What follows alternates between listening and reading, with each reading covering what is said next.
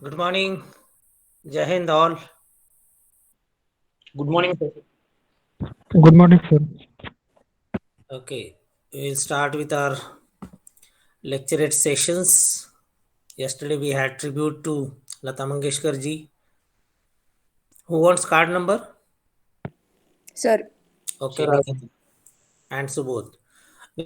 Nikita, you take 48. okay, sir. Subodh. Subodh, you take 22. okay, sir. Okay. Who will start? Vivek?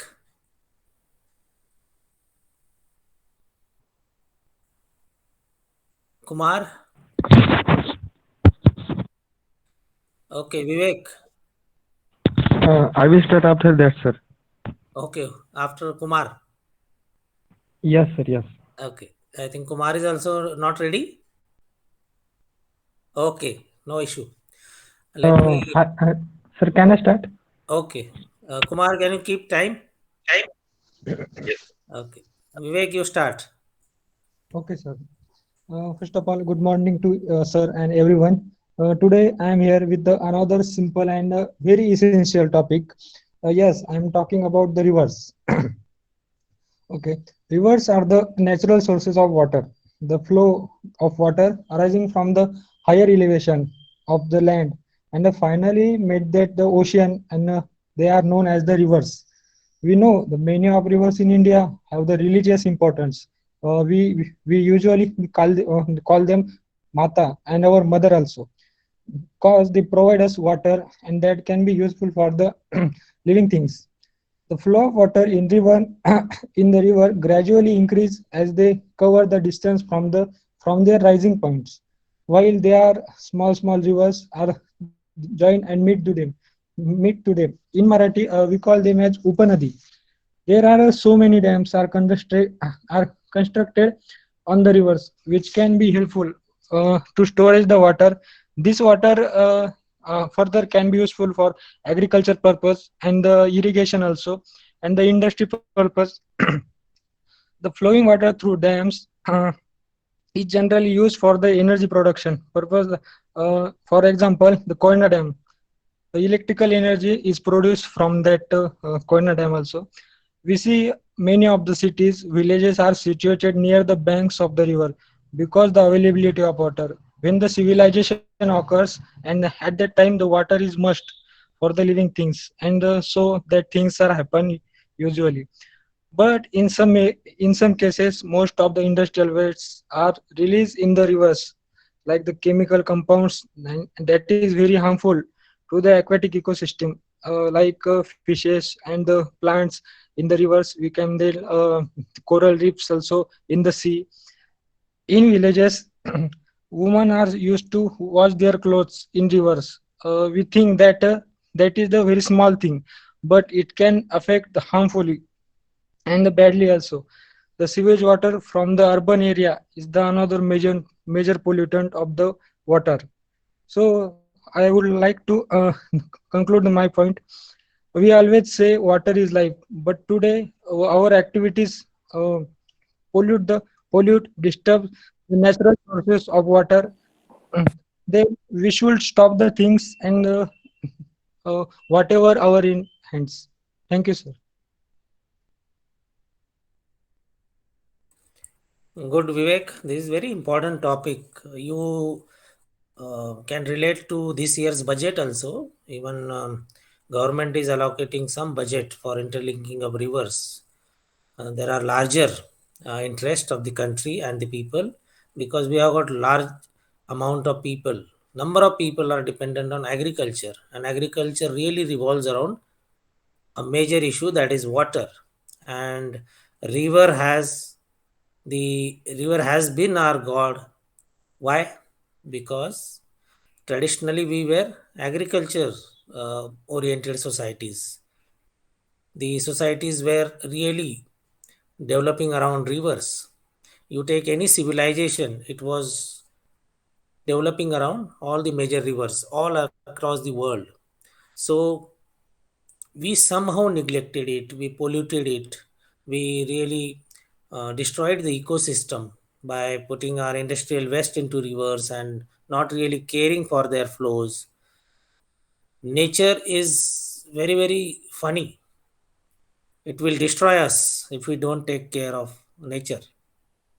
In India, if we want to progress, we really need to take care of rivers. Of late, things are coming up. Government is really taking interest, and some NGOs also helping.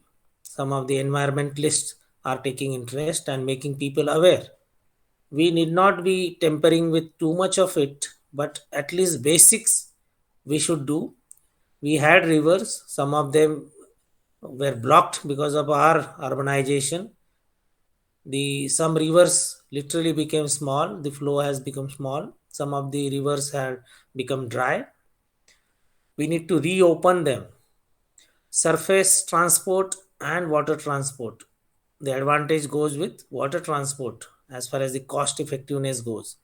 So government is also working for transport through rivers.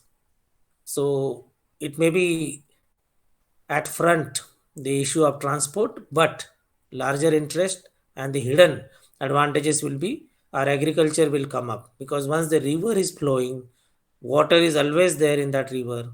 The surrounding of that entire river, wherever it flows, becomes better, fertile, and water level to larger extent raises.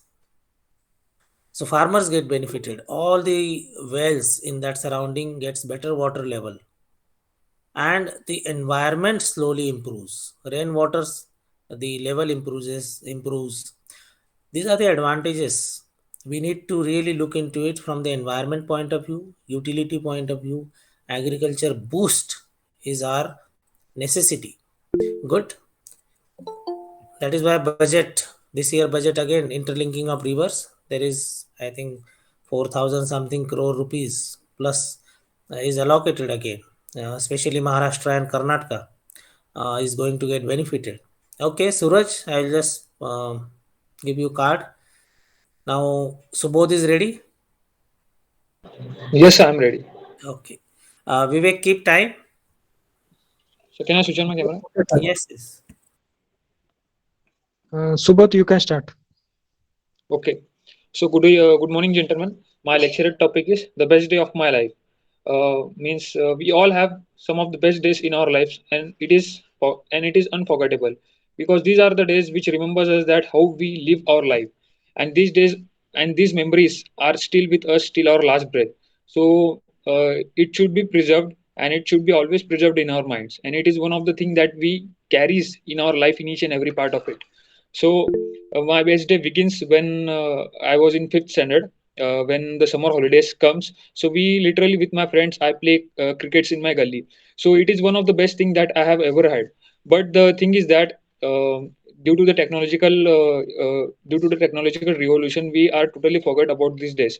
But it gives me a lot of pleasure during the summers. We used to play a lot of crickets during the summer seasons when the summer holidays begins. Then after when I was in seventh standard, so I won a prof competition in my school, and I bagged first ranked first in that competition, and I won almost amongst 60 students. So it was one of the most unforgettable moment for me. And then after in seventh standard only, I also started playing karate, and I frequently lost three fights in Aurangabad. But then after I totally got demotivated. But then after my coach, my mentor, he guided me like that you have to do these things and you committed these mistakes in previous matches, so you have to improve on it. Then after I decided, and then after I got a chance to play the karate matches in which was going to be held in Gujarat. So my mentor trained me like that only because I have to do some extra practice regarding that.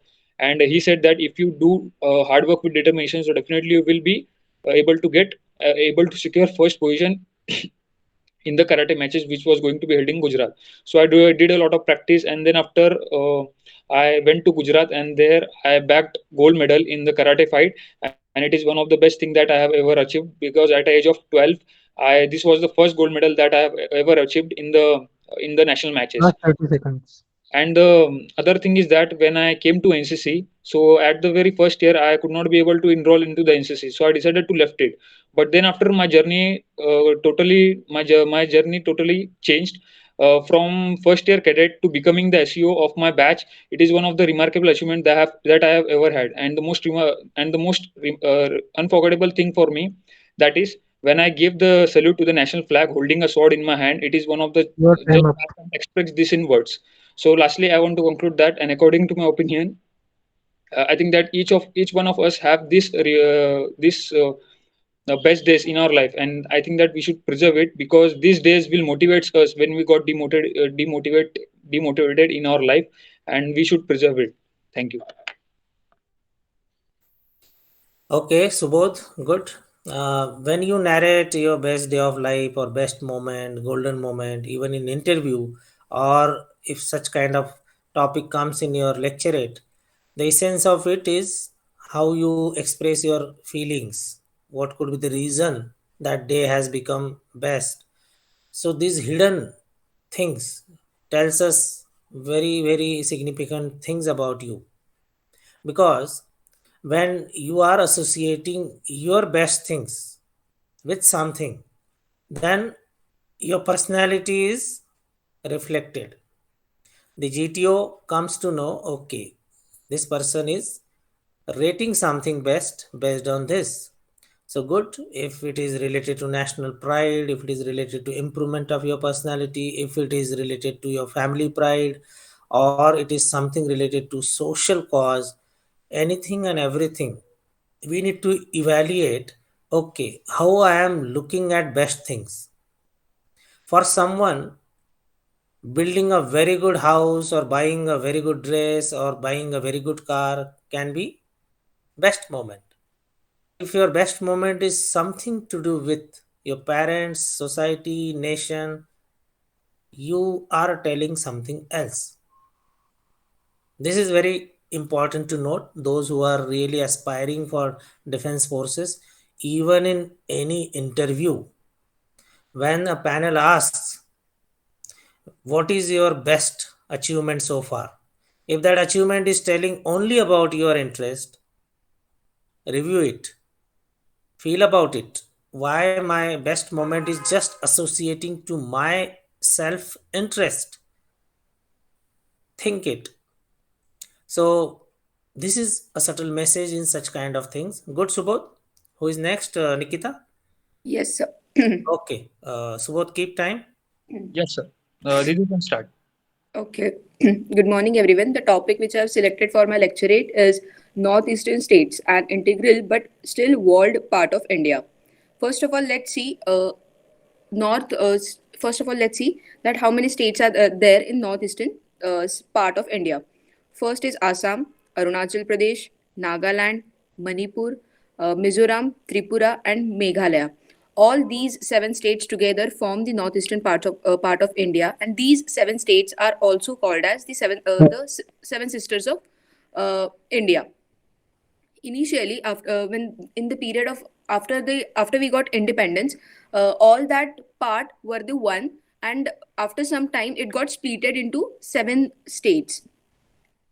They are important for us because if we see all that seven states are joined to the mainland of India by the state means with the help of state Sikkim, and there is a very narrow road that is around its width is hardly around 30 kilometers, so it's also called as a chicken neck.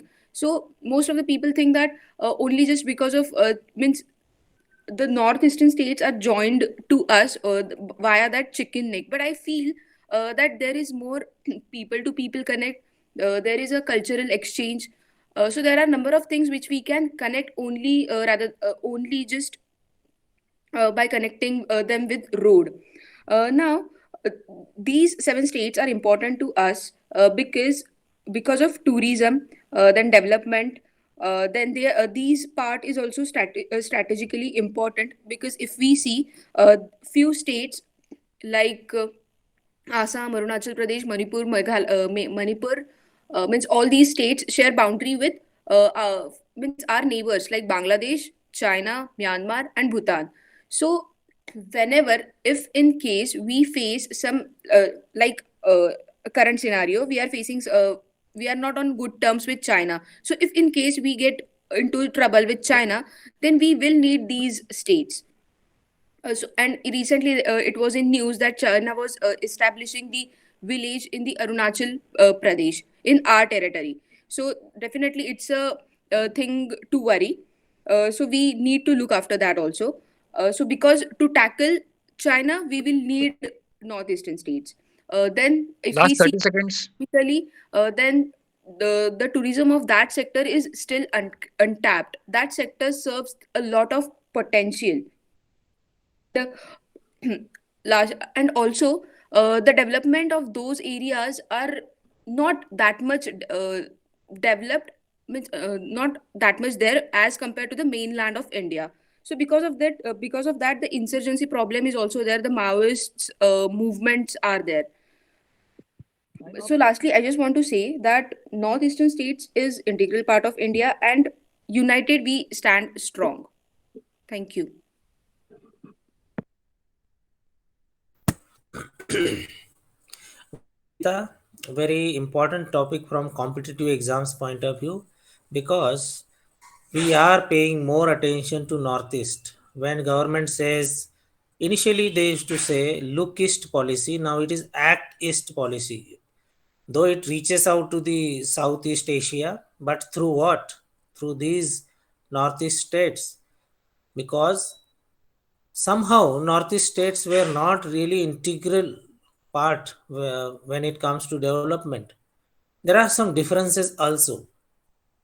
If you see the languages, the ethnicity, culture, these three things, they really are different. When you see rest of India, there are four boundaries there. Myanmar to the east, China is there, Bhutan is there, Bangladesh is there. So there are some similarity or more affinity to these states' culture, language, and the overall value system. If you see historically, there is some mix up. Whereas in the rest of India, it is Indo-Aryan kind of culture, which is little less there. Christian community presence is relatively more. So many things are there, but we failed initially to take them on board for development. Now some roads are developing, trains are reaching, airports are developing, these people are participating in large number in sports. Tourism yet to get to the real mark, but Sikkim has done it. Sikkim has really developed its tourism, because when you add tourism as a favorite thing and attract people, so cultural ties happen automatically. So you see rest of India is reaching out to Sikkim, but not yet to the other states, though there was some insurgency problems in the past. But lack of infrastructure was a major reason, and we had some fears, inhibitions, apprehensions about more development will be harmful for us because China may come straightway inside after the 1962 debacle. So maybe there are many reasons, but of course now is actist policy through Northeast states. So Northeast states are developing, and we are paying more attention. The people also feeling more interested to be part of development. There are some political issues also going on in Northeast state, so it is part of that game. It will keep on happening, but as a nation, we have not done justice to the Northeast progress. So it is getting corrected. In turn, our GDP, our national growth will get boost if we pay to the attention to the Northeast states. Okay, good. Nikita, who is ready now?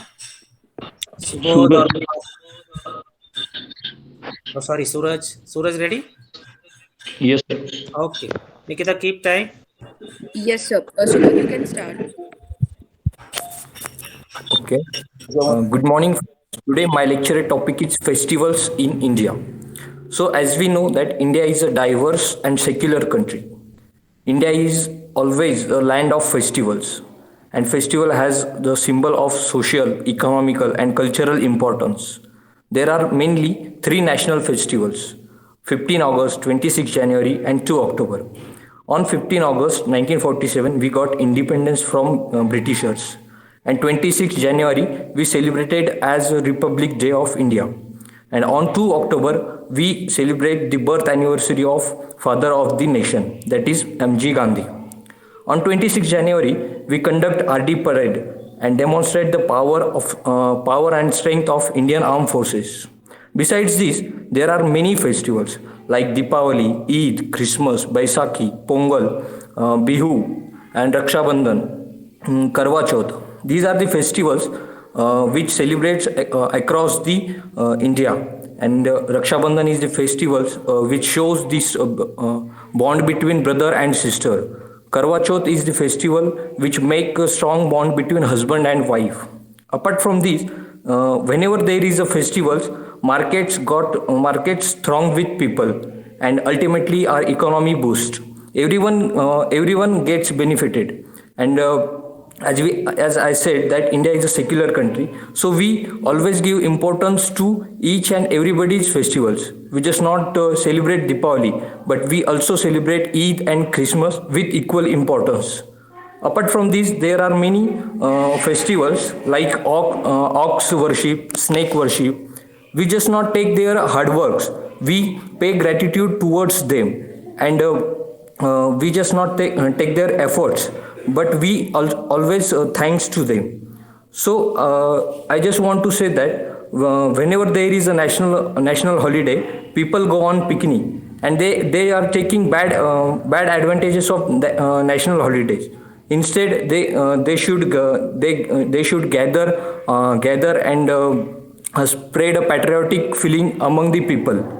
So it should not be happen, and it ultimately it will benefit to India's integrity and unity. So lastly, I just want to say that everybody wants to celebrate the festivals with their family, friends, and near and dear ones. But those who are not, those are orphans, and those who are don't have their family. So we should celebrate the festivals with them also, because it's a good gesture of humanity. And also, lastly, I just want to say that festivals are the symbol of peace, unity, and love. Thank you so much. Good, Suraj. Very well structured, well laid out, and delivered well. Festivals. India is a unique country. If you see all over world, probably no other country have these many festivals. They might have created artificially, business point of view, whether it is that 14 February or some kind of this day, that day. But our ancestors had science behind it, social science and the other modern science we say, but they were very modern. Whether it is seasonal change, whether it is our agriculture related things, farmers were dependent on many things, whether it is river, whether it is some animals, whether it is some season related things. The whether it is snake was also worshipped. Nagpanchami.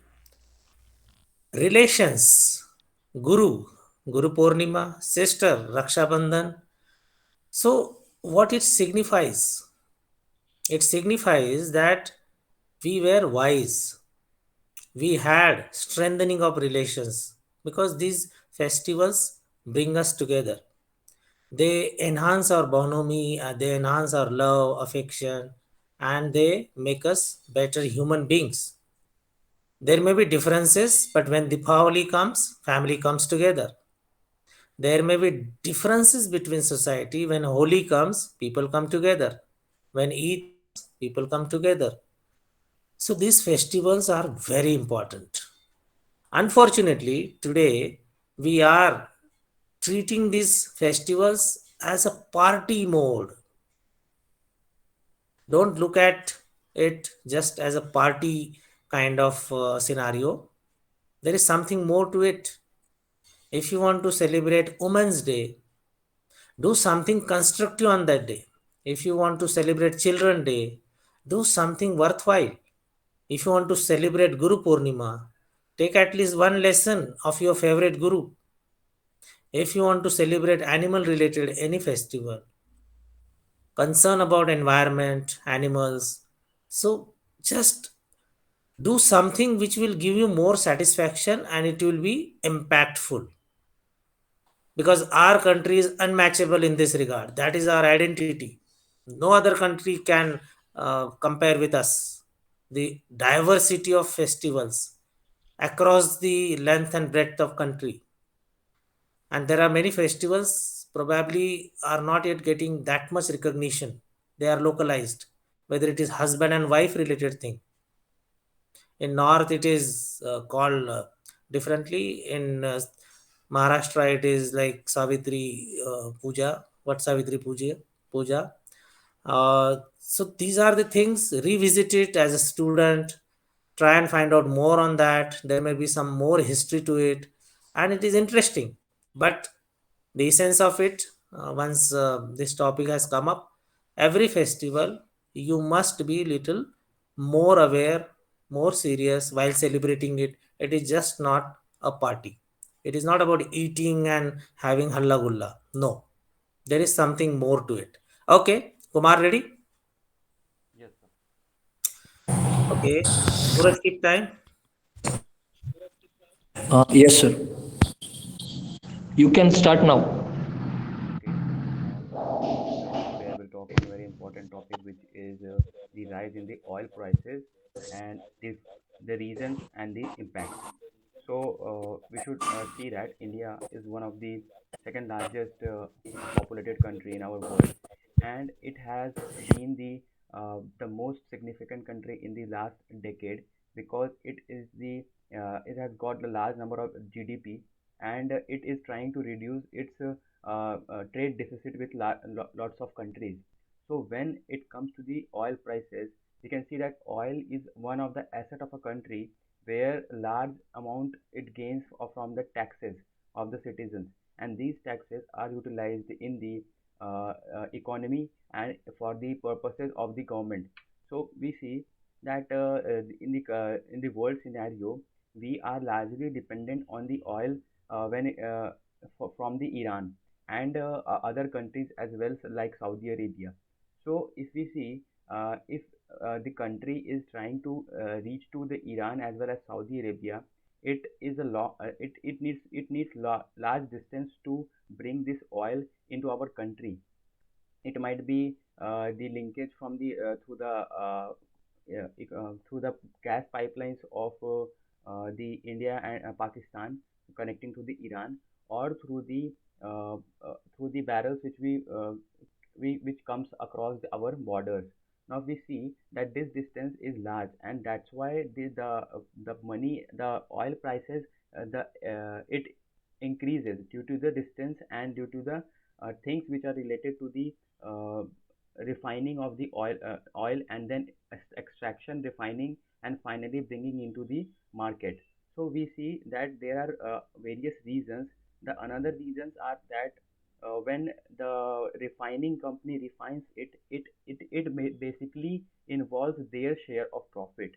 Now another thing is that when a state is distributed these oils, they also put their VAT, which is the value added tax. So the upcoming demand of the states are that this oil must be brought into the GST, which is the goods and services tax. When this will be brought in the GST, the prices would be tackled down because the VAT is dependent on the state's economy. The state is also having its own budget and um expenditure. So if we see that these are the various reasons, now the impact is that it will surely benefit to this common citizen, because common citizen is totally dependent on the oil, because we are currently in a developing stage where the electronic vehicles are most costly. So in order to meet the demands of the public, the government should see that these oil prices must be stable, and it is stable because we can also see that in Pakistan the oil prices is much higher than our country. So lastly, I would like to conclude that there are way forwards to this. that India's country, our government is building large number of projects like the Sagarmala project for connecting the transport through the inland waterways. Also, the logistic corridor, which will the logistic support will run on the cha- on electronic road, and that would help to cut down the large number of oil dependence on of the oil. Thank you. Okay, very important sector, oil. There is one more angle to it, international relations. A country's relation with the international level, each country, whether it is Iran or Iraq, of late you must have observed we started importing oil from America, US, to oblige few international agreements, and it is costly, but still we are buying substantial amount because we wanted to be close with US. So these are obligations. Of course, you have to do it. Strategic relations, strategic partnerships, some of the agreements. Then the war between these big countries. US is an influential player. If it troubles a country, isolates or puts ban, and some of the oil rich countries, that is how the game was going on. Whether it is Iraq war in 93 or subsequently in 2002 onwards, it was revolving around oils, capture of oil fields. So, but the world is getting affected, especially the developing world, and we are part of that. We were too dependent on oil. Now things will change. The energy crisis which developing countries used to face, it is getting reduced. We are now having renewable energies or in future electric based transportation system. If it gets materialized in large number, things will change. But oil is a very, very important factor when it comes to economy, international relations, and some of the game changing things. Now, oil is getting replaced by data. You see the transition. 21st century, what oil was there in 20th century, 21st century will be about data, and that is how these software countries are ruling. You see the top rich people, they are associated with something to do with softwares and computer based industries, hardware also, but data is going to play havoc. It is going to change the equations. Okay, Kumar, good. Who is ready now? May I, sir? So, Okay, we'll go to Mukesh Saab, then Gurjant Saab, then Sanjivani. Mukesh Saab, go ahead. Kumar, keep time. Sir, good morning, sir, and my dear friends. Every parent want to give his children to better life, but in our society, one section is weaker. Yes, friends, today's my topic is child labor. What is the child labor? The employment is in a children in an industries or a business, especially when it is illegal. It's a very important because in the worldwide, 160 billion children are involved in the activity. And if we see status of our country, there is around 23 million children are working in different of field. What is the reason of behind it? First and important is the overpopulation. Other one is the parents, they are not able to send their children to school due to illiteracy. It's also lead to the child labor. And another one is the orphan and unemployment. Also one issue. Urbanization is the biggest challenge because one family flew from rural to urban area where they don't get good job. After that, they have to send their children for working. And other one is also climate issue due to flood and drought. Lot of family facing the problem, so they have to send their children on working. And poverty one is against big issue, debt trap. A lot of family have lot of debt. Due to this, they want to increase family income. That's why they have sent their children in the working. And other one is we can overcome that type of problem by we can help the NGO like Bachpan Bachao. We help them if we see anywhere a children is working, so we can contact them and also provide that children to good education by the NGO.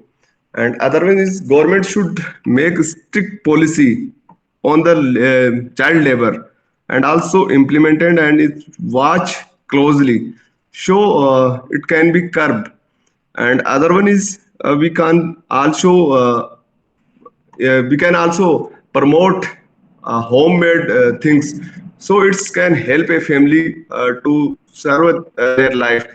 And also government should develop the rural area. If rural area will develop, we can easily tackle that problem. I would conclude my topic with my opinion. Friends, it's a big issue in front of us because if we want to make a strong and developed country, we need to bring all in equal platform so we can make a strong country. Thank you, Jai Hind.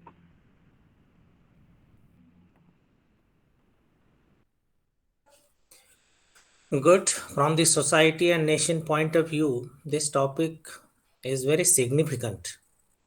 For example, if a child is put for some job whereas he or she is supposed to go for school, see the scenario emerging.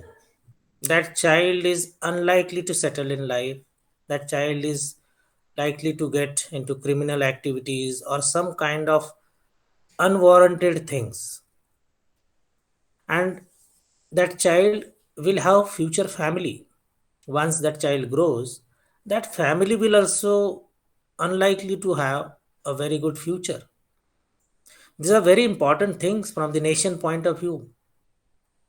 But why it happens, what Mukesh Saab was saying, one of the primary reason is population. If you do survey today, when people realize the importance of small family or only two kids, not beyond that, even people are resorting to one kid, single child. And if you do survey in that regard, you will find that those who are having less kids, these kids are unlikely to go for labor. They are more likely to be in organized life, education based start. But then, should nation go for stringent two child policy? Of course, probably it has to come. Then only these issues, which are really lingering around for so many years, will be sorted out. It is a simple phenomena. It is not a rocket science to understand. If you are not able to manage family, why to have more kids? Every community had more kids. If you check our grandparents, they were 6 to 7, 8, 9 in one family. What is the status today? It is not more than 2. On an average, not more than 2 in the present generation. In future, it may be 1. But 2 is okay because to have balance in family or some kind of strength in family, but not beyond 2. There are many NGOs working and we need to sort out this problem. If we are talking about future $5 trillion economy, superpower nation and a very strong nation with a peaceful society, everything is dependent on these management. If you are not able to manage kids of today, what will be the future? Future will be in dark. The crime is really increasing. Urban areas, the nature of crimes which are happening now, kids are going into wrong direction because they are not managed well from their parents. And tomorrow it becomes a law and order problem. If I take example of my city, Aurangabad, the amount of crime which is increasing and the nature of it is something serious. Young kids are moving around with swords and some kind of objectionable weapons. And on some kind of silly arguments, they are not hesitant to use it. But after the crime happens, there are many first time crime doing people now. And once they go into jail or get into the clutches of law, then they realize they have done mistake. So a lot of things are revolving around how we handle our kids. So if children are not put into proper education, they are likely to be misguided. They will not be the better citizens of tomorrow. Okay, I'm just adding few more points to really channelize your overall thought process. Topic may be one, child labor, but there are many associated issues so that we have better understanding of subjects. Okay, good. Mukesh sir, Gurjant sir, ready? Sir, ready. Okay, Mukesh sir, keep time. So, Sab, you can start. Thank you, sir. Uh, Good morning, sir, and my dear friends. In the present world, every country making good relation to other countries by their national interest. India is also making very good relation with the countries in all over world. Israel is a important country. With this, India has a good relation. So, friends, we are going to discuss about Indo-Israeli relation. In 1980s, the relation between the both countries starts with a flurry bilateral activity. This was demonstrated when Israel provided intelligence support during the Kargil conflict to India and also provided disaster relief during 2001 in Bhuj earthquake. And at present, India and Israel have very good military ties and economic ties.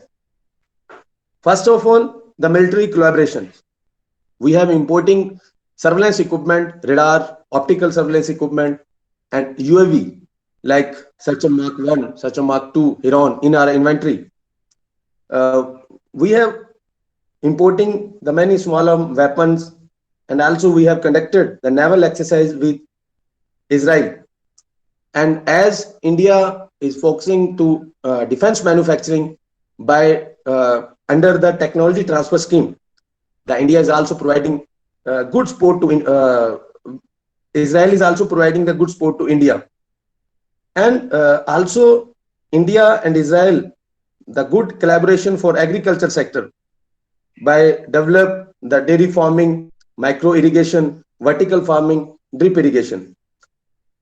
In space sector, in 2002, India and Israel launched Risat satellite mission, which provide the satellite imagery for intelligence. And at present, in the present scenario, India has also joined the initiative taken by the India is a international solar alliance to boost the way forward to renewable energy. So lastly, I want to say that India and Israel have a good relation by military and economy to boost each other's economic interest or national interest. So in future, India and Israel should work on the Last global 30 issues seconds. rather than the religious issue with the neighboring countries like climate issues, water scarcity, population explosion, and the food scarcity.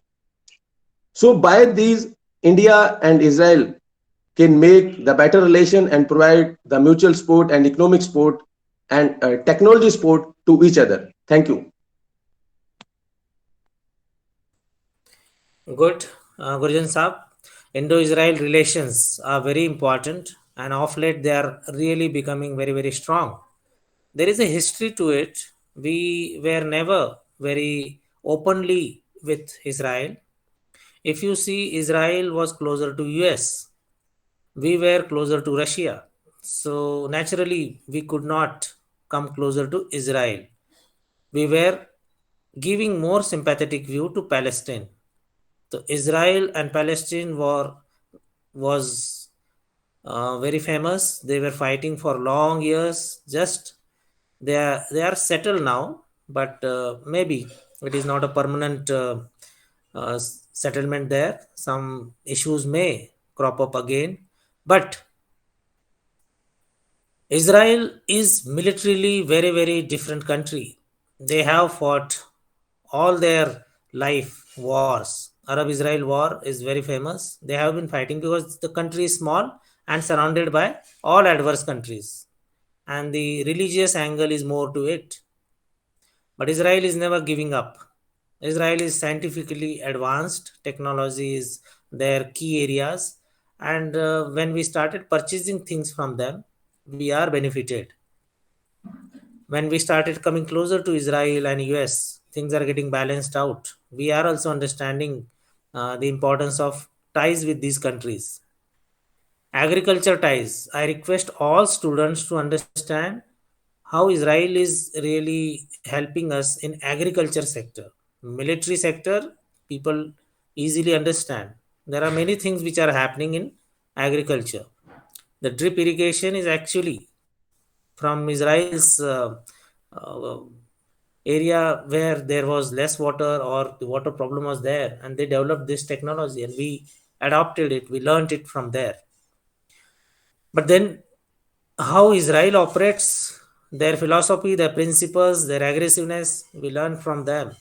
The raid on Entebbe, when their plane was hijacked, and how they really handled the situation within no time, they took decision what to do, and that operation movie is there, raid on Entebbe.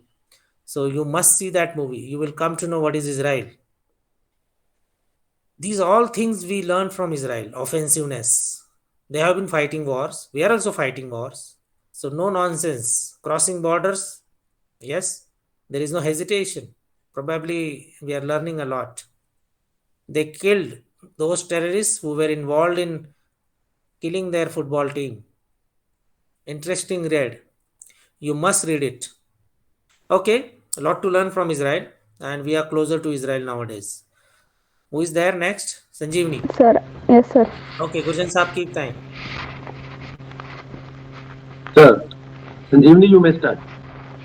Okay. Good morning to all. Today my lecture topic is General Bipin Rawat, sir. So, day after the government announced the creation of the Chief of Defence Staff, insidious post, returning Army Chief General Bipin Rawat was appointed the first tri-service chief with the effect of the 31st December 2019. General Bipin Rawat was the first sitting chief of army staff to the appointed to the top post. The government had initially amended the army rule to extend the age from 62 year to 65 year.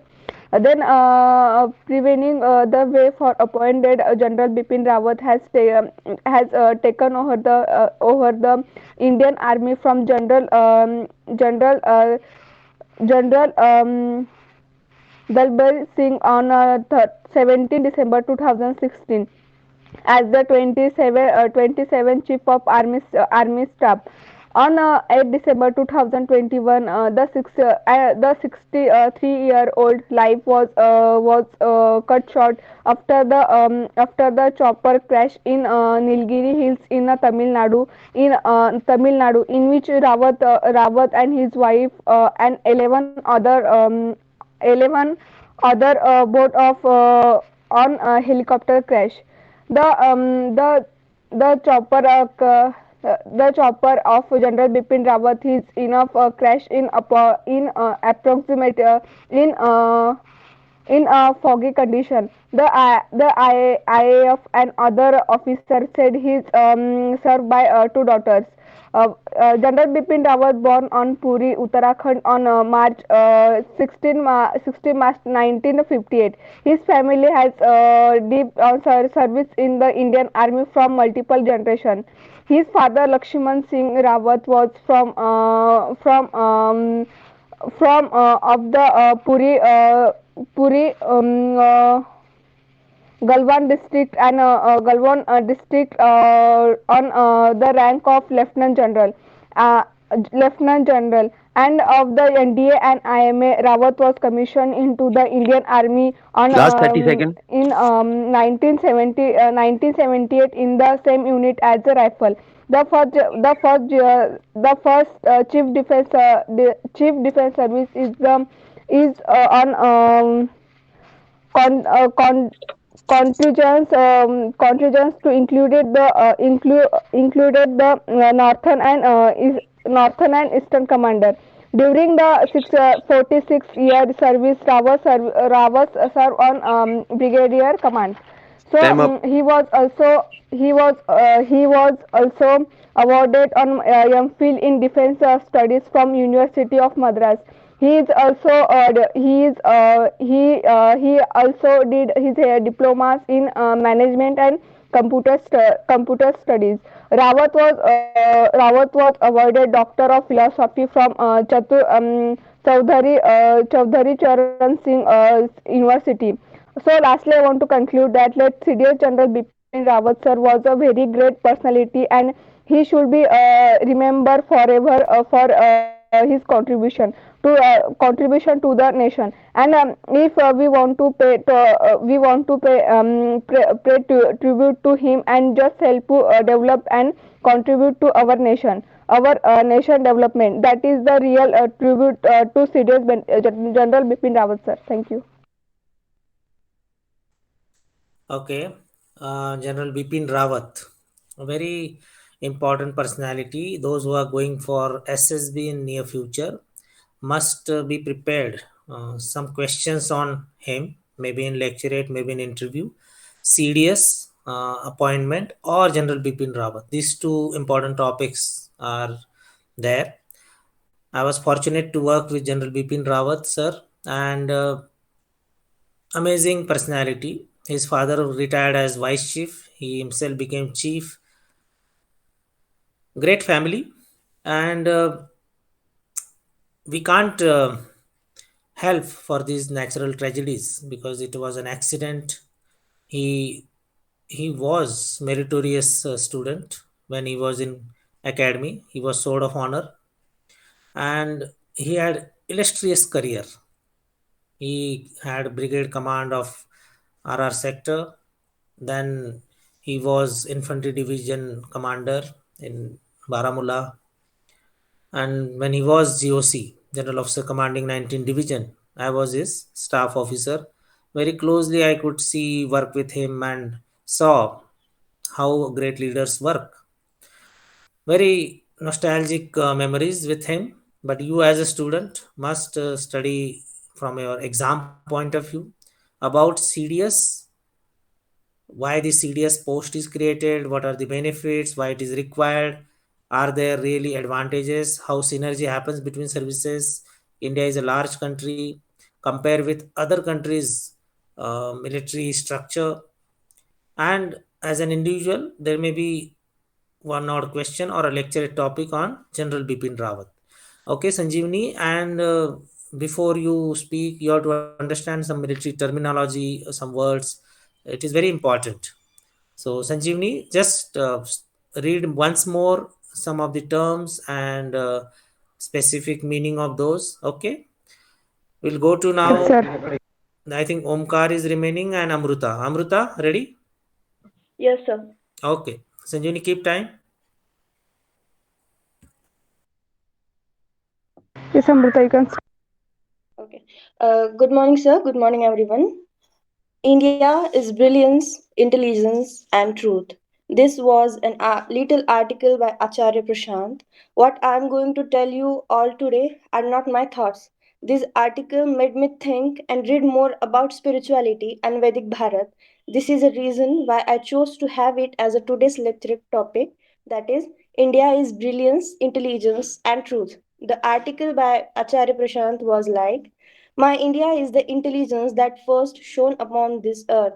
My India is the first intelligent word that come from the mouth of a man. My India is the place which gave the world the witness, the very understanding of self. Anybody who have intelligence, who can look at himself, is an Indian. Anybody who lives a stupid common life, even if he holds an Indian passport, is not an Indian.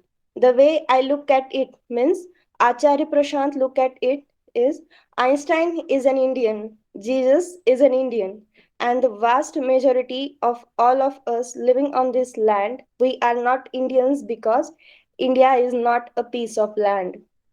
You go to somebody living in a distant land, you ask him that how you know India. And if he happens to be an intelligent being, he will not say, I know India for its food items, dance, for Taj Mahal, or anything else. If he is really intelligent being, he will say India is a place that gave the world its first brightness of intelligence, that it is possible to understand. Acharya Prashant says, if you live in understanding, only then you deserve to be called as an Indian. No drunken idiot going on with this common life deserve to be called as an Indian. No, it's not so cheap to be an Indian. This was an end of that article. My conclusion was like we youth need to read rather study Swami Vivekanand to strengthen our mental health and thoughtfulness with spiritual growth. That's all for today. Thank you so much. Okay, good, Amruta. While studying our academic curriculum, we need to study subjects like this. Very important. Amruta, what is your study field? What you are studying nowadays? Computer science, sir. Computer Engineering sector. science. So you are studying other things also. we Yes, really sir. we really need to pay attention to our past glorious history. We just can't say that India was a Sone ki chidiya and all those things. Why it was Sone ki chidiya? Why the culture is so revered? Why people really value it? Why the Western world is turning to Vedic science? Why yoga is gaining prominence? Why Ayurveda is also gaining prominence in a silent way? Of course, the business interest of allopathy and these all fields are really restricting its progress. But we as an Indians probably need to understand the merits of our own culture and scientific past.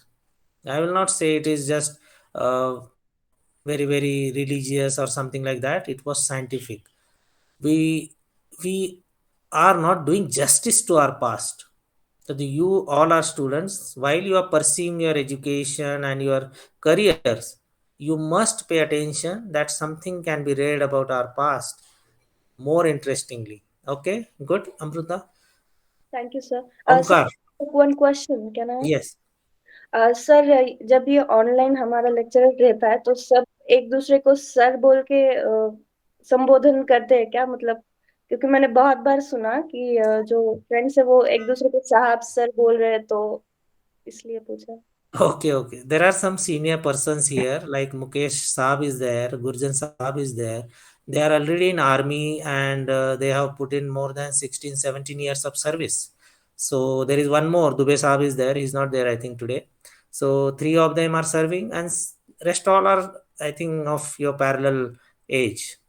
All are graduate, pursuing graduate type.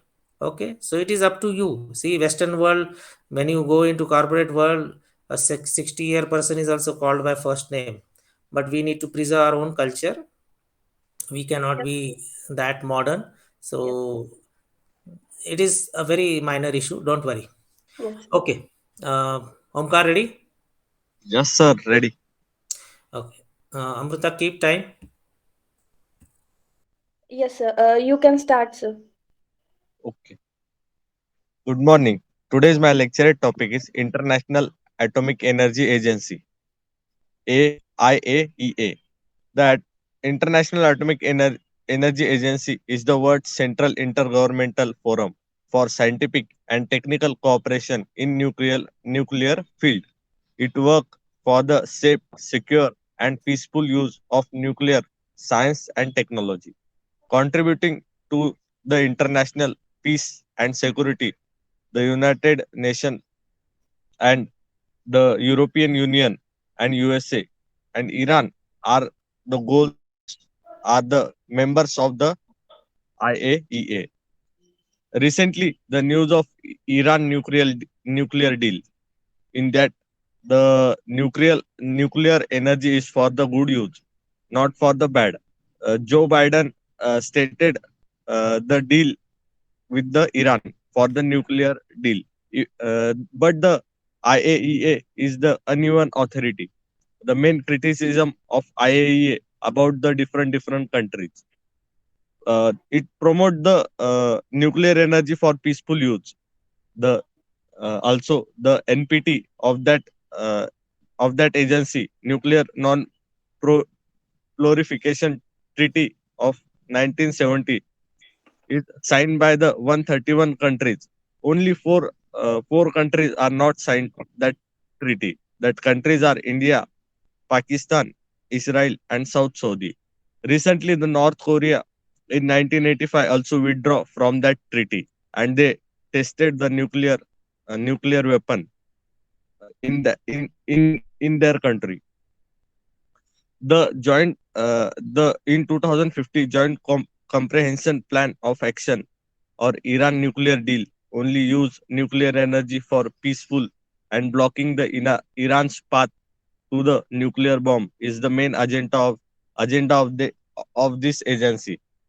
The history of this agency is created in 1957 in response to deep fear and expectation generated by the and diverse uses of nuclear technology.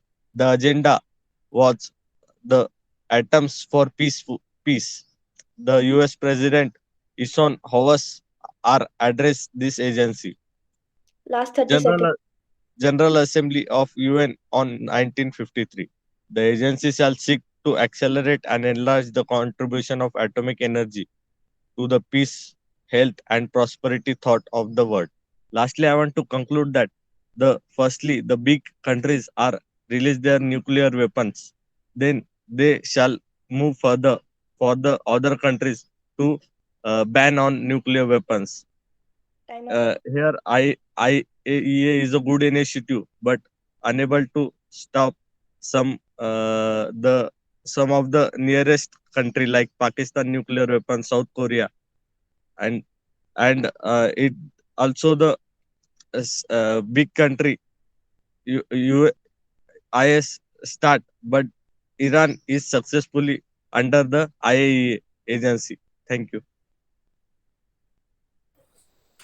To save the world, I think IAEA has to really work hard. I think Omkar, you wanted to say about North Korea. You said South Korea. Pakistan and North Korea are really problematic countries for the world. If these both countries are not sensible enough to protect the atomic related secrets and those machineries, and it lands into wrong hands, then it will be a problem. So, international level, we really need to form up more synergy, more common opinions, come together and save the world, because these are destructive scientific things in our hand. We need to really protect ourselves. Otherwise, entire planet Earth will be destroyed. When I say Earth, that is civilization, human civilization. Earth will be there, nothing is going to happen. Only thing, some damages will be there, but we will not be able to survive. That will be the problem. So, from that perspective, it is very important that internationally all sensible countries should come together, behave properly, form some policy guidelines. But it cannot happen the way Omkar was saying, that these developed countries already have advantage of having nuclear related capabilities and know-how. They cannot stop the developing and poor countries by having themselves the science. They have to then assure them that we are there with you, but that is difficult. That proposition is not easy to handle, and that is why this race is going on. It is unstoppable, but there has to be some concrete measures at international level. Okay, I think we are finished with all. Nobody is remaining. We'll end here. Generally we are crossing time nowadays because of more people, interesting discussions, very very impressive topics, and your quality, all of you are improving very nicely. Very nice. Keep going on like this. Study well, organize your time in a better way, focus on your immediate goals, and take care of your health. Okay, bye. Jai Hind. Jai Hind, sir. Thanks, Jai sir. Hind, sir. Jai Hind, sir. Sir.